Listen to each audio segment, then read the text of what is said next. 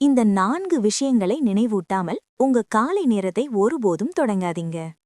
உங்க நாளின் முதல் சில நிமிடங்கள் மிகவும் சக்தி வாய்ந்தவை. அந்த நேரத்தில் நீங்க நினைப்பதும் உணர்வதும் அதன் பிறகு வரும் முழு நாளையும் வடிவமைக்கிறது. நீங்க படுக்கையிலிருந்து எழுவதற்கு முன், உங்க தொலைபேசியை பார்க்கும் முன், இந்த 4 விஷயங்களை உங்களுக்கே நினைவூட்டிக் கொள்ளுங்க. முதல் விஷயம், நான் உயிருடன் இருக்கிறேன், அது ஒரு ஆசிர்வாதம். இன்று பல லட்சம் மக்கள் விழித்திருக்கவில்லை, ஆனால் நீங்க விழித்திருக்கிறீங்க. உங்க இதயம் முழு இரவும் துடித்துக்கொண்டே இருந்தது. அதுவே இந்த நாளை நன்றியுணர்வுடன் தொடங்குவதற்கான மிகப்பெரிய காரணம். இரண்டாவது விஷயம், நேற்று நடந்தது நேற்றே முடிந்தது. ஏற்கனவே நடந்ததை நீங்க மாற்ற முடியாது. நேற்றையதை இன்றைக்கு எடுத்துக்கொண்டால், இன்று தொடங்கும் முன்பே நீங்க சோர்வடைந்து விடுவீங்க. இன்று ஒரு புதிய வெற்று பக்கம். மூன்றாவது விஷயம், இன்று யாருடைய ஒப்புதலும் எனக்கு தேவையில்லை.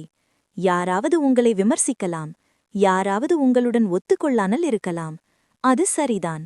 உங்க நாள் மற்றவர்களின் கருத்துகளால் நிர்ணயிக்கப்படாது, அது உங்க மனப்பான்மையால் நிர்ணயிக்கப்படுகிறது.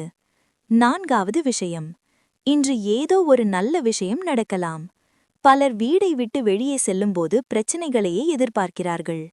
நீங்க பிரச்சனைகளை எதிர்பார்த்தால் அவற்றையே காண்பீங்க.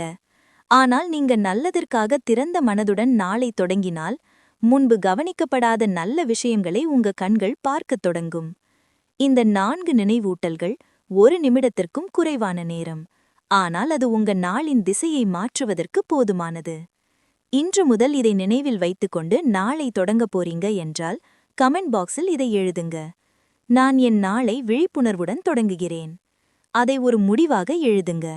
உங்க நாளின் முதல் நிமிடங்களை இனிமேல் ஆட்டோ பைலட்டிற்கு ஒப்படைக்க மாட்டேன் என்ற முடிவாக.